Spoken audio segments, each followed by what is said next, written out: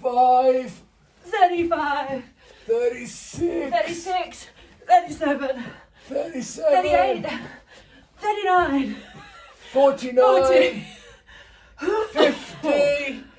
Oh, you caught me. You caught me doing my exercises. One-handed. No, okay. You have been exercising though. I have been. To I have be been fair, exercising. to be fair. Have you been exercising? Have you been getting out the house and doing what they're recommending? Going All for a this walk? talk actually of exercising, Yeah. like it's the only thing that we're really like encouraged to do Yeah. outside. We should be so fit. Yeah. Except I don't seem to be losing weight. Do you? I think I might be eating more. Yeah. As I well. think meal times are definitely providing punctuation in the day, aren't they? So we have more of them. Yeah. So you think, More meal okay, times. I'll. I Recreational know what. eating. I'm. Yeah. I haven't done anything for a while. I'll have a snack. Or, Oh, by the way, it's 4 o'clock. Yes. That means it's Welcome to Forethought. Forethought. Forethought. Me, Adam, and Fru Hi. here. We are campus pastors of Ferndown here. JJ's here as well behind the camera. Hey. Hey, JJ. JJ's done a night shift last night. JJ's Yeah. doing brilliantly. He is. He's a care worker and he's tired right now. Yeah. We just set up to film and he just went, I'm so tired. I'm so tired.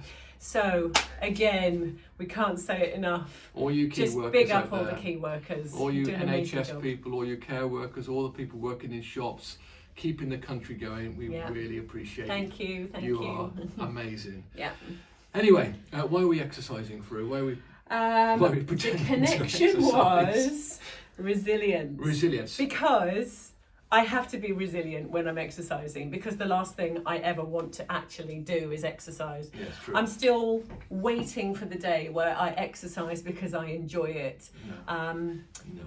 You can always feel quite good afterwards, though, right? Yes, and I guess that's the thing, isn't it? You're exercising and you're not thinking about, well, you're thinking too much about what's going on in your body right at that moment. But the reason why you keep going is that you kind of see the end goal. Yeah. You say, in 20 minutes time, it's all going to be over and life And I will can be go good. eat whatever I want to. Yeah, that's right. Because I've exercised. Free pass for that 4-pack of Kit Kats. No, I need to not do that anymore. After today, no more. Anyway, we were in a series right at the start of this year called Resilience. I say we at Sunnyhill, Ferndown, at the Ferndown campus, we were in Resilience series. Not really knowing that actually this is where we were going to end up, and we're going to need resilience by the bucket load to get us through this time. And I've been thinking just the last couple of days about resilience and how we need to change our minds about everything really, and sometimes I have a little bit of a rant at God. God, what are you doing right now? What's going on in the world? What's going to happen? What's going to happen?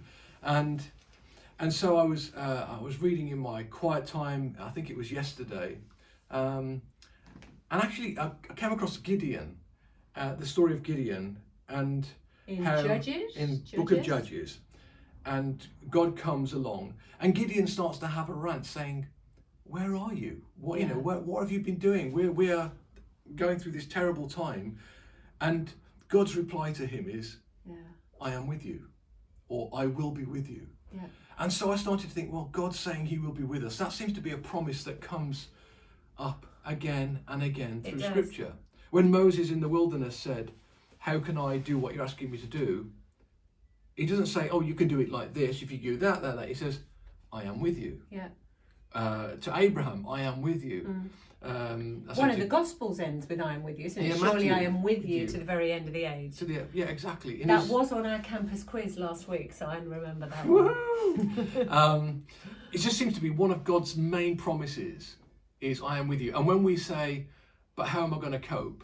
His response is, I am with you. "I am with you." But what I don't feel strong enough, I am with you. I don't feel wise or old enough or capable enough, I am with you. Skilled enough. Skilled enough. And maybe we just need to get our heads around that particular promise. Maybe that's the thing that will give us the resilience that we need, particularly in this time. There was a guy, wasn't there, called Brother Lawrence. Yeah. And he's written a fantastic book called Practicing the Presence, or at least that pulls together his teaching. And he was a monk, I think he was quite an able guy, quite a clever guy, Yeah. but they stuck him in the kitchen washing pots, and I guess he was very frustrated and angry that with all his skills and all his abilities and all his potential, he'd been stuck washing pots. But he learnt through sheer, what would you call it?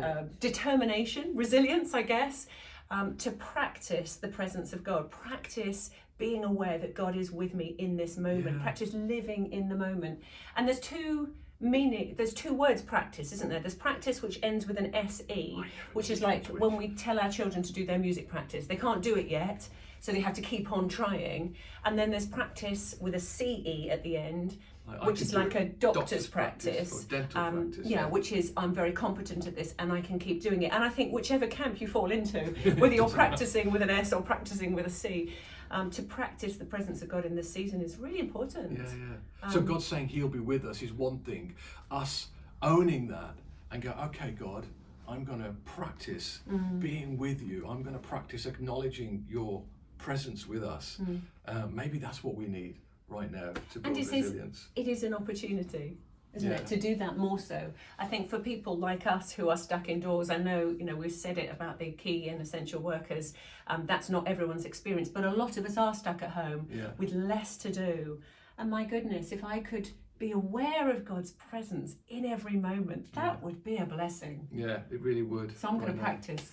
We need to practice. So just like exercise helps us get fitter, it should. As long as you don't eat too many Kit Kats. And don't stand on the steps while you're doing it.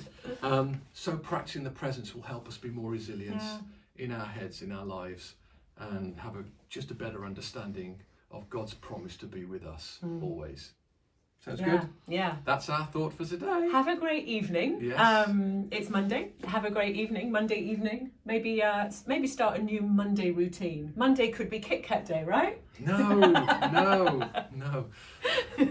Enough of that. Yeah. Bless you guys. We miss you. We're Yeah, looking we forward do. to at some point seeing you again. Yeah. We'll meet again.